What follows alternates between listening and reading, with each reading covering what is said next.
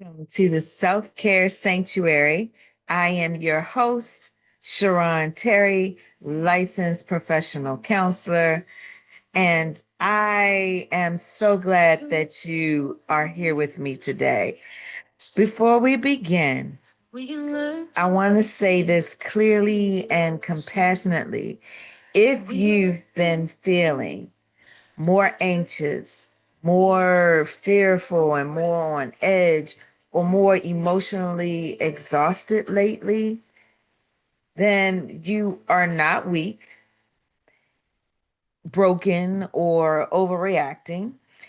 You are responding to what many of us are experiencing right now, which is cultural trauma.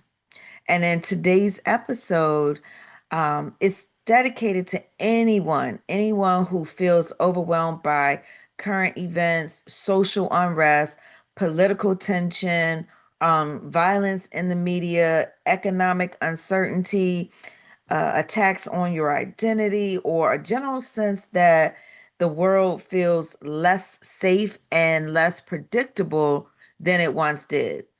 And it really is affecting so many more people than you would imagine. And this episode is also for those who feel pressure to just stay positive, to avoid talking about things that are going on, or to just keep pushing forward while your nervous system is completely out of whack and is screaming for relief. In this space, we will be slowing down for a moment, and we're going to really name what's happening. We're going to normalize it. And most importantly, we're going to talk about ways that you can manage and reduce the anxiety and fear that comes with cultural trauma without disconnecting from your humanity. So let's just start by grounding ourselves in understanding. And that is, cultural trauma occurs when a group of people experiences ongoing distress tied to social, political, historical, and or collective events that threaten our safety, our identity, dignity, or stability. Unlike individual trauma, cultural trauma is shared and it's oftentimes relentless. So it can be fueled by, um, constant exposure to distressing news. It can be triggered by racial or identity based violence and discrimination, political polarization, and fear based rhetoric, economic instability and rising cost of living, attacks on bodily autonomy or human rights, global crisis, wars, and humanitarian disasters. All of these things are happening right now, and it is really it's frightening. What makes cultural trauma especially difficult is that oftentimes there's no clear definitive ending. So the nervous system stays active in like this heightened sense of fight or flight because the threat feels as if it's just ongoing. And when our brains perceive an ongoing threat, anxiety becomes a survival response, not a personal failure. Now, how trauma shows up as anxiety and fear is that cultural trauma doesn't just live in our thoughts, it lives actually in our bodies. So you may notice yourselves feeling a sense of persistent worry or dread about the future, trouble sleeping or staying asleep, difficulty concentrating or making decisions, emotional numbness or emotional overload. There's a sense of irritability, anger, or hopelessness. You can be hyper vigilant, always waiting for the next bad thing to happen. And then there's also a certain guilt for resting or enjoying your life. Some people may ask, why am I so anxious even when nothing is happening to me directly? It's not happening to me. It seems like it's external, it's out there. But here's the truth of the matter. Your nervous system doesn't differentiate between direct or indirect threats. When we witness harm, injustice, or instability, especially repeatedly, our bodies respond as if we are in danger. So, this is not a weakness. You're not going crazy. It's not just you. This is biology. This is how our bodies were created. And for many communities, particularly marginalized communities, culture trauma is layered on top of historical trauma and making the impact even heavier. So, the cost of minimizing your experience, right? One of the most harmful messages that people receive during times of cultural trauma is others have it worse, or just don't watch the news, or you're too sensitive. Now, while the intention may be to help, minimization can disconnect us from healing, right? At one point, I will admit, I have not been historically a person who has liked watching the news. I can sometimes find it depressing, and because the news outlets always have a tendency to um, burden us or be heavy on the things that are disheartening or the negative news, and then they may have like 1 or 2 minutes of something positive. And if you're a person who internalizes those things a lot, then you know that it will cause you to start feeling the weight or the heaviness of the world. You know, I've had clients who tend to have a tendency to carry the weight of the world on their shoulders and always searching for ways or things that they should be doing and feeling guilty for not being able to do those things or feeling like they can't do enough. So your pain doesn't need to compete. Your fear doesn't need permission, and your anxiety doesn't disappear just because you ignore it. So healing begins with acknowledgement. Acknowledge where you are. If something inside you is unsettled, it deserves care. It deserves you taking a look at it to see where is it coming from? What is being triggered in you, right? What is really coming up? Is it a feeling of dread? Is it a feeling of hopelessness, helplessness? What is it that you're feeling? Don't try to stuff it down because it'll ooze out in other ways, right? So, some ways that you can reduce and manage anxiety related to culture trauma. So let's talk about what really happens, what really helps. What actually helps is number one, regulating the nervous system first. So anxiety that is rooted in culture trauma is often a nervous system issue, not a mindset issue. So try slow, intentional breathing, like inhaling 4, 2, 3, 4, and exhaling 6, 5, 4, 3, 2, 1. We can try that again together. So slow, intentional breathing.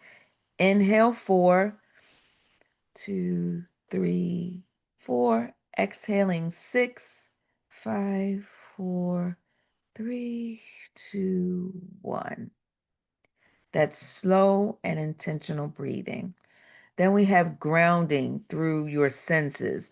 For example, sometimes my clients will feel overwhelmed, and they'll, especially when they're tending to have a panic attack, or they start building up to one. One of the things is that we'll say, name five things that you can see, four things that you can feel, or three things that you can hear, right? So you're acclimating yourself to the room, grounding yourself to where you are now, right?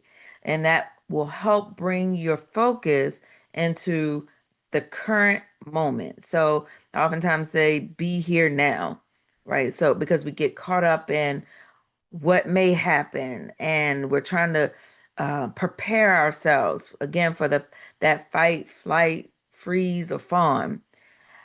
Now, another way you can ground yourself is, or try to regulate your nervous system, is to gently move, like stretching or walking. Even at your desk, you can stretch your neck, your arms, even bending over to touch your knees. Those are ways that you can move. I just told a client earlier today, when she's feeling stressed or irritable, I used to watch Grey's Anatomy. So they used to, Mare, and I can't remember the other lady's name, but they used to get up and they used to turn the music on really loud, and they used to just dance it out. And that is a great way to relieve stress and put a smile on your face, quite honestly. So now, when you, or whatever it is that you may like to do, like for me, sometimes it may be coloring in the coloring book, or it may be reading a book to try to, as my girlfriend says, change the channel. Give yourself something else to focus on, something that will bring you in the moment. So you may look around your room, and you'll notice all of the different colors that are in your room, or wherever you may be. So before logic comes regulation. So set boundaries with media consumption. There are times when I particularly have to really be careful about being on my phone and going through the social media outlets, or I rarely watch the news. Well, I used to rarely watch it. Now it's kind of hard not to watch the news, because you do have to stay informed, because I'm telling you, every single day there's something else going on, and it can be overwhelming. So you have to create boundaries with yourself about how much you want to stay informed and how much exposure you want to have. So let's be clear that staying informed does not require a constant exposure. So you can allow yourself maybe 15 minutes in the morning to get caught up on the news, and then that's it for the day. So ask yourself, what is enough to stay informed without getting dysregulated, right? So for me, it may mean I'm going to watch the news today, but I'm not going to watch it tomorrow. Or unless there's something major going on, then may not watch it for a few days.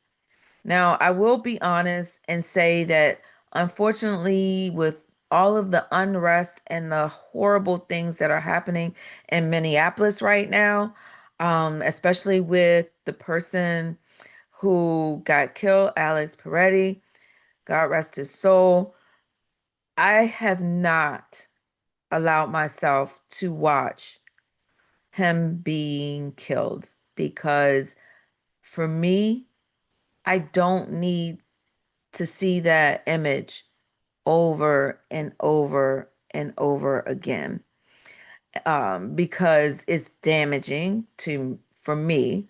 And as I said before, when you're watching these things, there is a thing called secondary trauma, where it's not happening to you, but when you're seeing it and watching it, it feels like it, or your mind goes to, oh my God, like that could be this person or someone you know, or will this happen to me?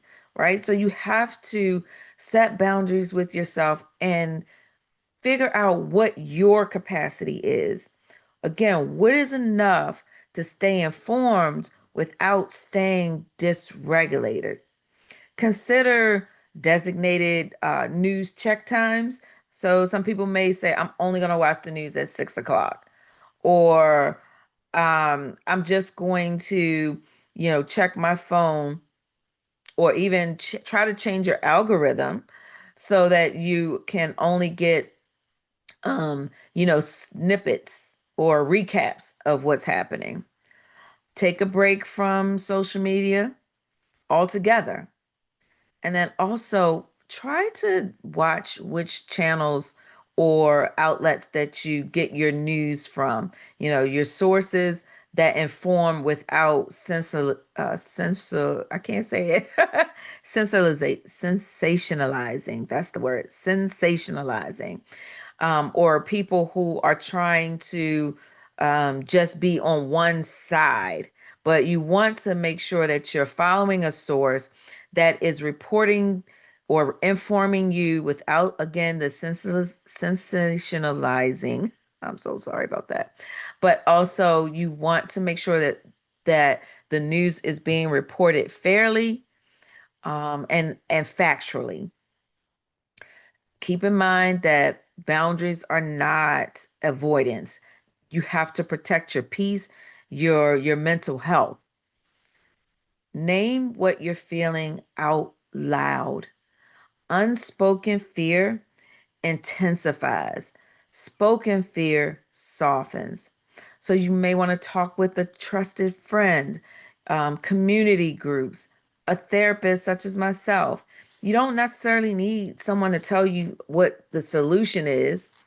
Sometimes you just need witnessing, or someone who can just share with you a safe space, that is, because you don't want someone that will try to shame you or try to minimize what you're going through. You want to pick a person who is safe, that you can share what your true feelings and thoughts are, and it helps to not keep all of these things locked inside. Reconnect with what is still safe and steady. So, cultural trauma shrinks our sense of safety.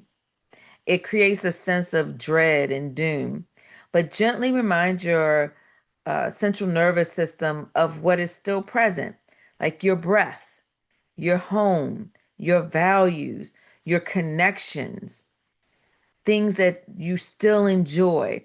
Because when we get caught up in watching all of these things on the news over and over and over, or on social media, it's just, and now with social media like Facebook and Instagram, we have access to all these events worldwide that are coming in like a constant stream of it.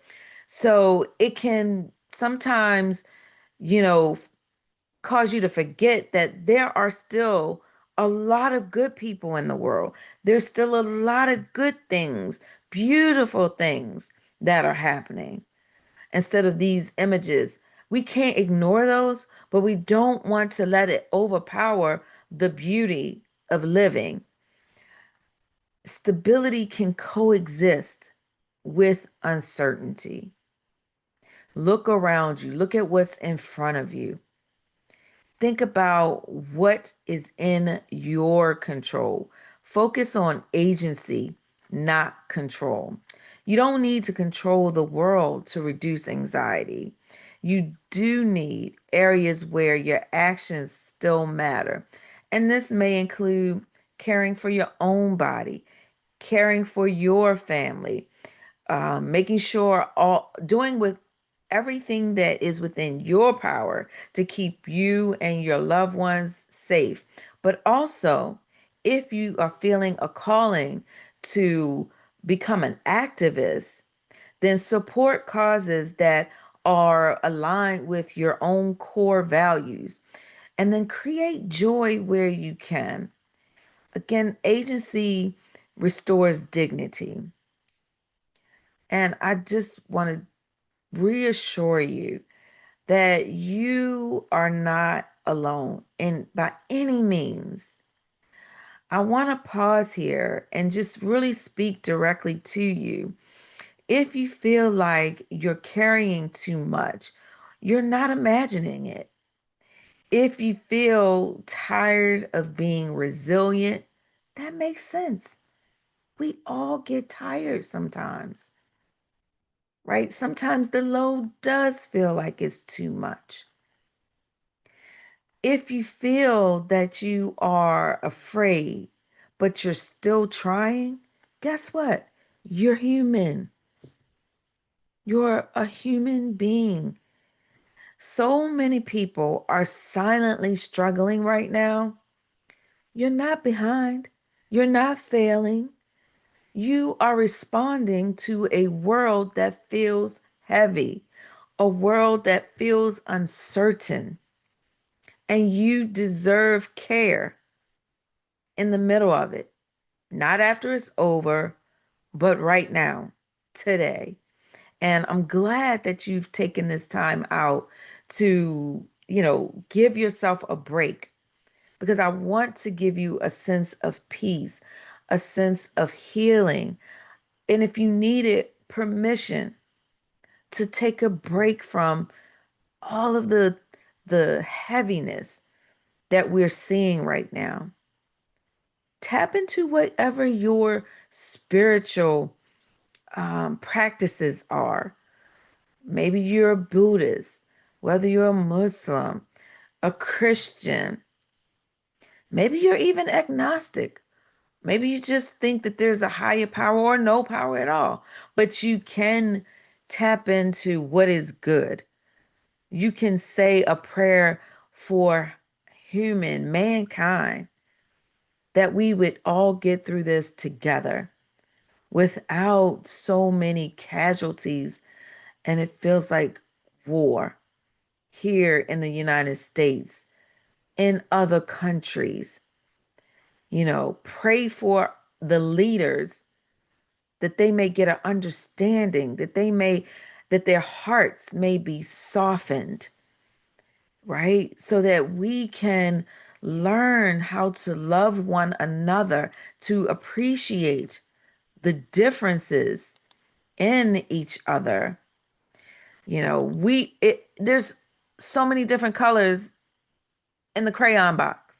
So many, and we all can color a picture that's beautiful. How boring would it be if we were all just one color? It takes us all to make this world go around. And if we can just learn how to appreciate each other's differences, because nobody wins. Nobody wins when we are operating, when our country, our leaders are operating in at this level of discord. So I want to I wanted to make this episode again to just bring you reassurance. The other day I was looking, I don't know, I was just kind of looking out and I was thinking about everything that was going on, particularly after the latest events that happened and is happening in Minneapolis. And I found myself just praying and asking God to be a very present help in the time of trouble. And if you're a Christian, you'll be familiar, or if you're familiar with the Bible, it's Psalm 46 that came to mind. And it's a scripture that we used to recite like every Sunday morning at the church I used to go to. And it goes like this: God is our refuge and strength, a very present help in the time of trouble. Therefore, we will not fear, though the earth give away and the mountains fall into the heart of the sea, though its waters roar and foam and the mountains quake with their surging. There is a river whose streams make glad the city of God, the holy place where the Most High dwells. God is within her. She will not fail. God will help her at break of day. Nations are in uproar. Kingdoms fall. He lifts his voice. The earth melts. The Lord Almighty is with us. The God of Jacob is our refuge. Come and see what the Lord has done, the desolations he has brought on the earth. He makes wars cease to the ends of the earth. He breaks the bow and shatters the spear. He burns shields with fire. He says, be still and know that I am God. I will be exalted among the nations. I will be exalted in the earth. The Lord Almighty is with us. The God of Jacob is our refuge. And whether you believe, as I believe, no matter, as I mentioned before, what your religion is, let's be reassured that no matter what it looks like, there is a higher power at work and we will be helped. We will be redeemed, that there is hope. So again, whatever religion that you are or not, say a prayer for humanity. Now, if you're feeling overwhelmed, please know that support is available to you. We have the 988 Suicide and Crisis Lifeline. You can call or text 988. We have SAMHSA, which is SAMHSA, National Helpline, and that is 1-800-662-HELP. We have Therapy for Black Girls, which is a therapist directory and resource. Open Path Psychotherapy Collective provides low-cost therapy options. We have Psychology Today, which is a therapist locator. You can find someone that is in your local area. Then there's also local community health centers that are available as well. As I mentioned earlier, even sometimes just getting together with your friends just to be able to express yourself. If you're in the United States, or I'm sorry, if you're outside of the United States, local crisis lines and mental health organizations are available in most countries, because I know that we have listeners all around the world and I do appreciate you listening.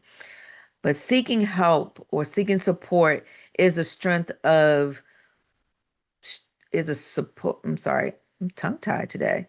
Seeking support is a strength, not a failure, right? It's okay to get help when you feel you need it. And as we close, I want you to hear this. You are allowed to rest. You are allowed to feel joy. You are allowed to take breaks from the weight of the world. Caring for yourself does not mean you don't care about others. It means you care enough to survive with your heart intact. And I do want to thank you for spending time with me in the self-care sanctuary. And remember, as I always say, self-care is not an option, especially in times like these. It's necessary. And when you learn to love yourself, it really doesn't matter who doesn't. So until the next time, be gentle with yourself and take care.